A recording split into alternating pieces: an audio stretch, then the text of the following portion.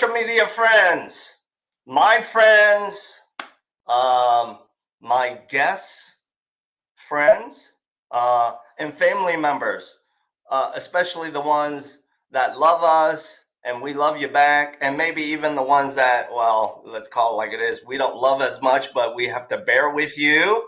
Welcome to you. You are here in today's episode of Selling That House. And for those of you who have that plan to sell your house, maybe you're caught behind the eight ball. Some of you are usually, and some of you who are planners, you know that is coming up on you. Welcome to all of you as well. I've got a special guest today who is joining me in this episode. And by the way, today's episode, I can say this for sure. I'm going to lead off saying it for myself, but I think he will certainly agree when he shows up into the studio. Thank God for this type of technology for me to host and share this live stream conversation with you through a digital virtual platform. Why? Because for me, I didn't have to drive anywhere. For my guest, he didn't have to drive too far. So that's always a safe bet, right? So with all of that said, the guest that I'm bringing in to the conversation today, let me tease all of you a little bit. Why should you know him? I'm going to drop some nuggets. For those of you playing hooky today, watching this content live stream because you can, your boss is doing something else, or you're just a very productive manufacturing engineer on the floor, and you whipped out your little mobile phone, you're like trolling, interesting content. Hey, we're glad you're here. This episode is for you. The other audience members who may benefit from today's episode will be many of you, like myself, like my guests, who love music, maybe many genres of music, but for the ones who really love vintage music equipment because they just don't make them like they used to anymore. So for all of you that are coming into this virtual live stream conversation with those interests, we look forward to sharing some content with you. So with all of that said, let me ask my guest to get ready and make sure he's ready to show up for us, drop his expertise about selling that house. But beyond that, he's going to talk about some other stuff as well. So let me give him a rock star welcome because he deserves it today. He kind of braved the cold, the ice on the roads to get to this special place to show up for us. So let's give him a rock star welcome. Michael. Yeah. Your fans are calling your name. Look at all of them, raising their hands, etc., etc. Let's bring you into the studio, buddy. Okay, here I am. So first thing first, aren't you glad, before we saw each other today, aren't you glad that I told you up front, I said, Michael, when you decide to do this with me, full disclosure, I'm not going to be asking you to drive too far and then you have to worry about planning your schedule. Spot on? Right on, yes. Yeah, I didn't have to drive too far, and here I am, ready to go. Good. So let's start off with this. Audience members, again, this content today, this is all for you, okay? This is all for you. Michael, before I brought you into this live stream as a guest, of course, we had a conversation or two so I could get a better perspective about you. There was one piece of content you shared on your Instagram that really piqued my interest. And I think you and I can probably have a very long conversation about it. We're not going to do that today, but I do want to get your input.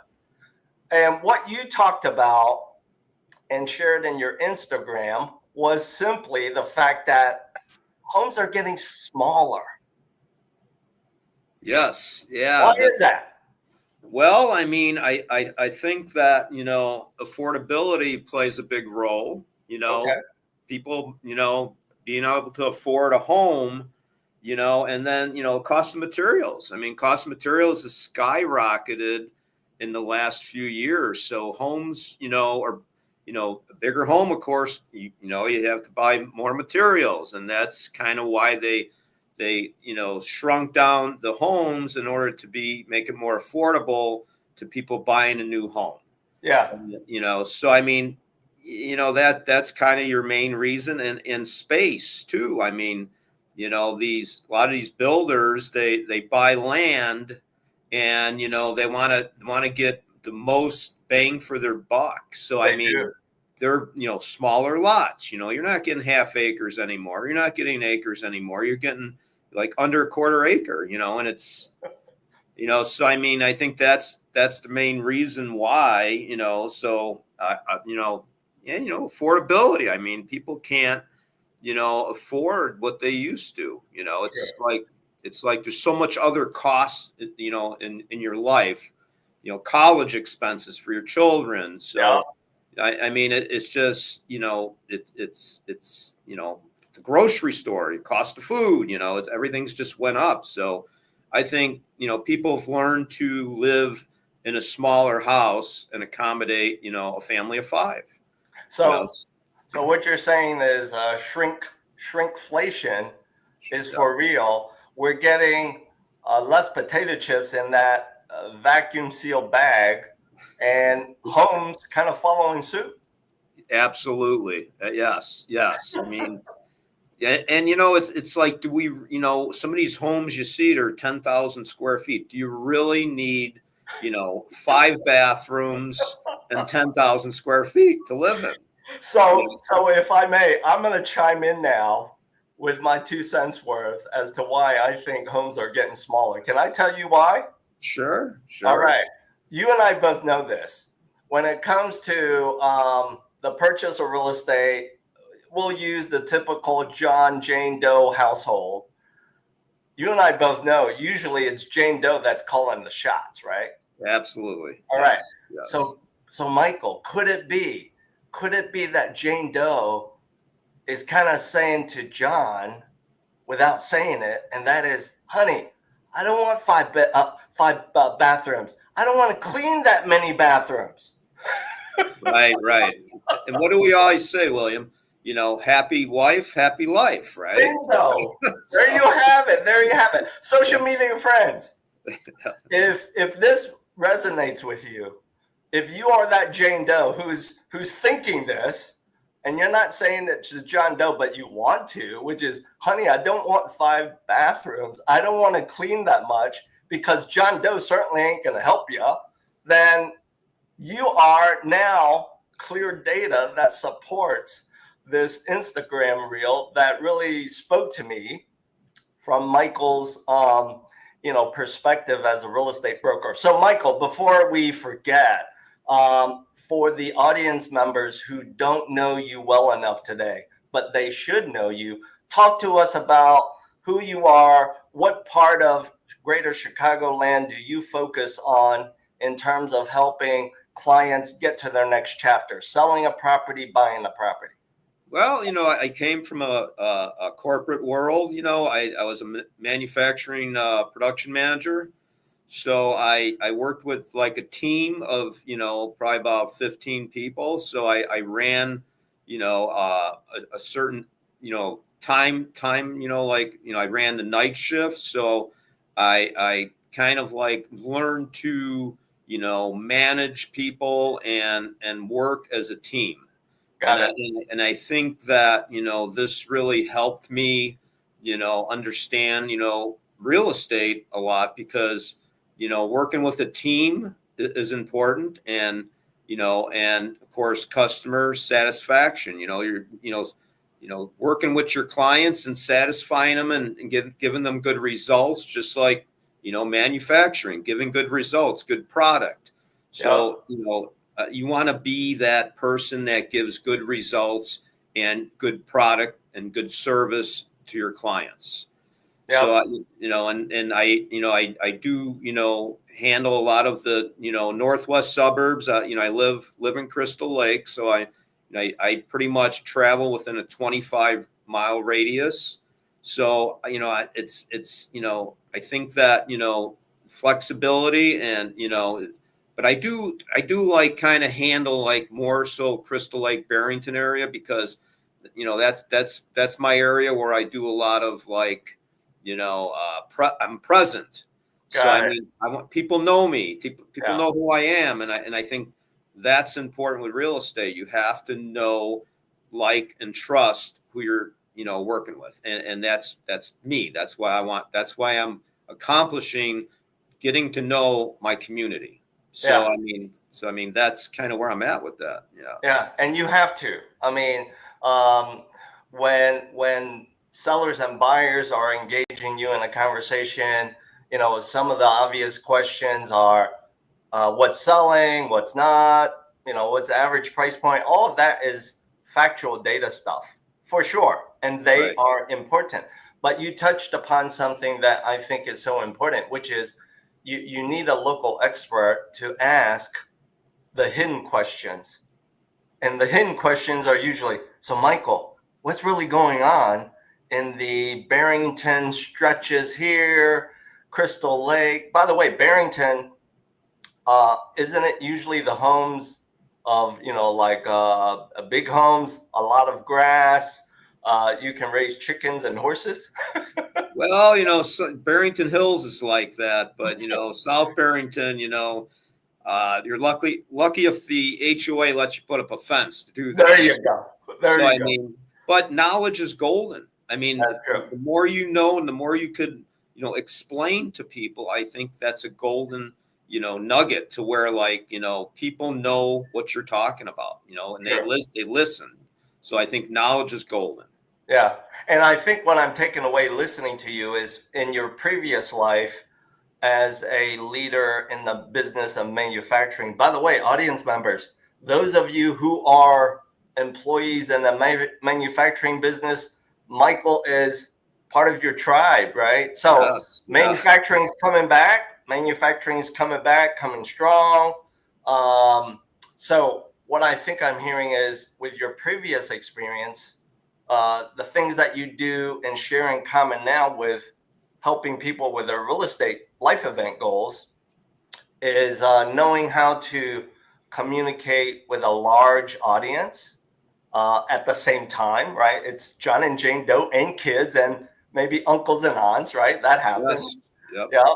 And also, you touched upon one thing, my cliche, I love it, I breathe it, I share it, and that is, real estate is a team sport. You cannot get to your next chapter, audience members, just by yourself. You need help. Yeah, absolutely. I just helped the guy out yesterday that he's an investor and he wants to invest, he wants to start Okay. buying properties and flipping them. Yep. And he couldn't get a loan through a bank because he's self-employed. He has to be on the job 2 years. Right. So I connected him with a special type of lender where where they don't those rules don't apply with her. Sure. They'll borrow you 100,000 and charge you 12%, of course, but but he didn't want to wait. So I mean, if time is a value, I have to have the right connections to help out my clients in order to do what they want to do, and that shows value to them.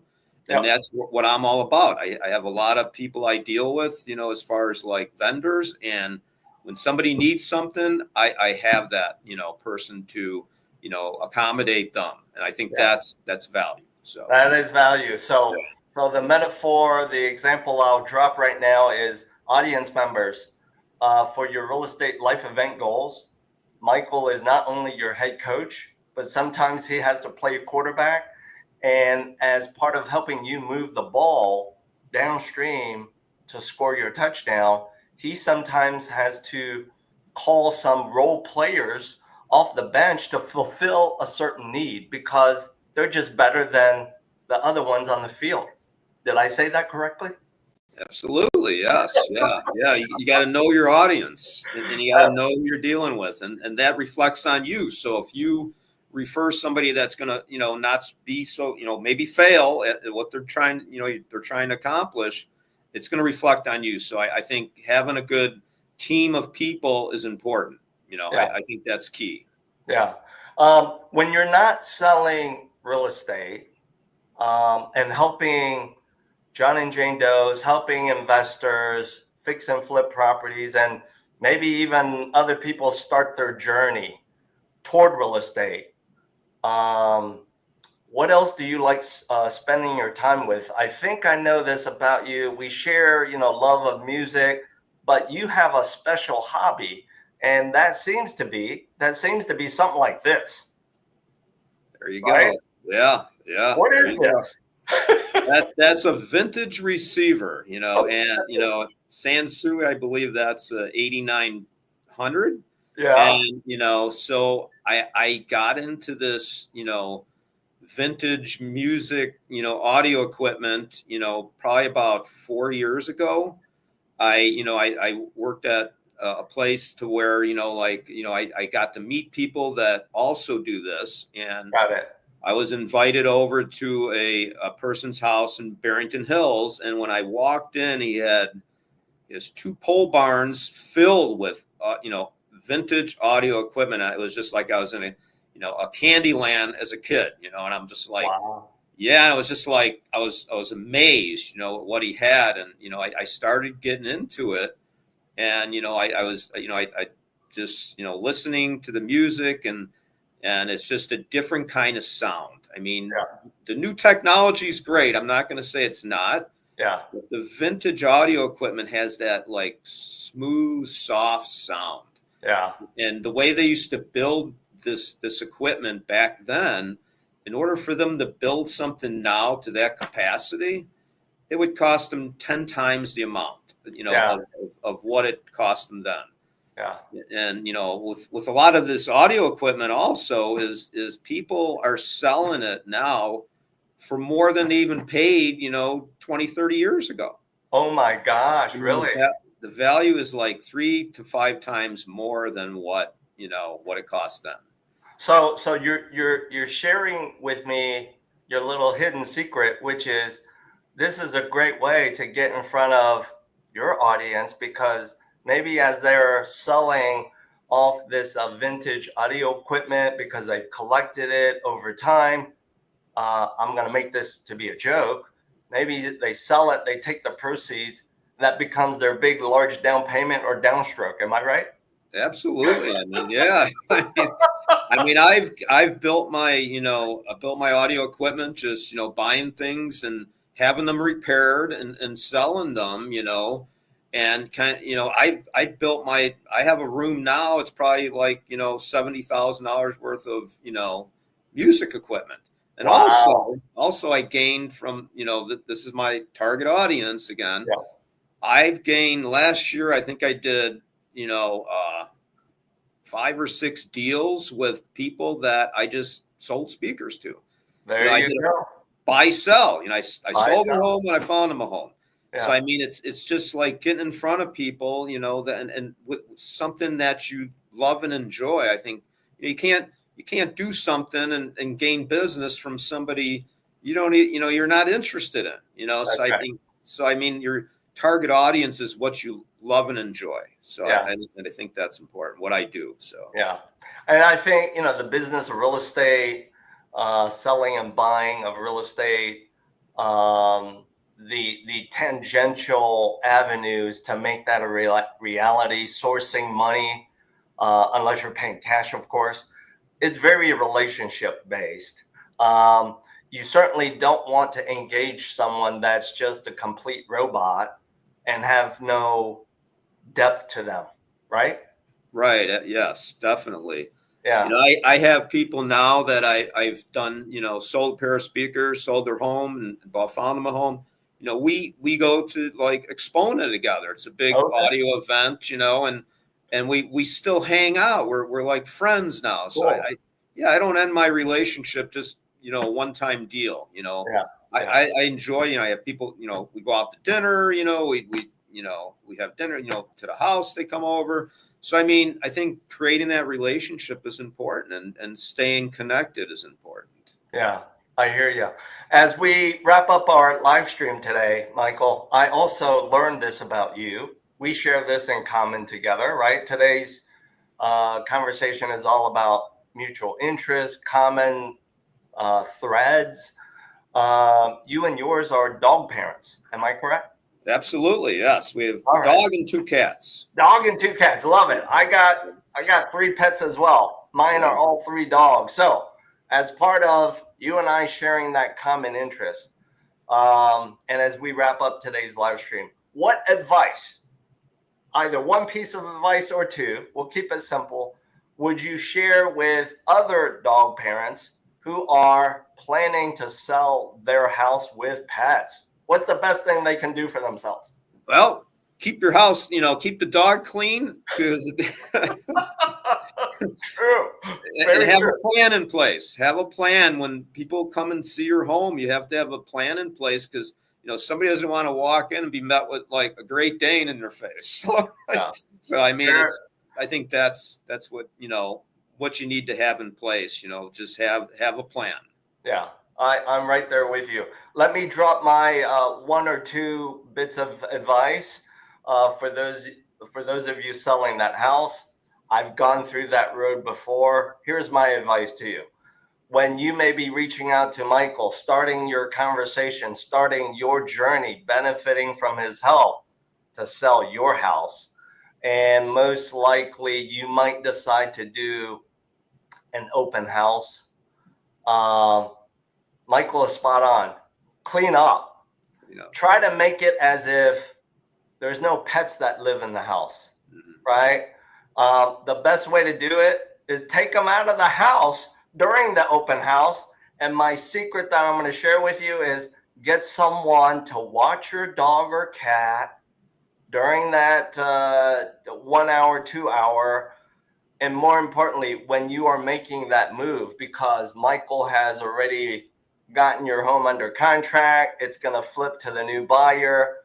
Have someone watch your dog the day of the move, because in as much as it's stressful for us, right, Michael? Right. Yes. It's just as stressful for our furry family member. Yes.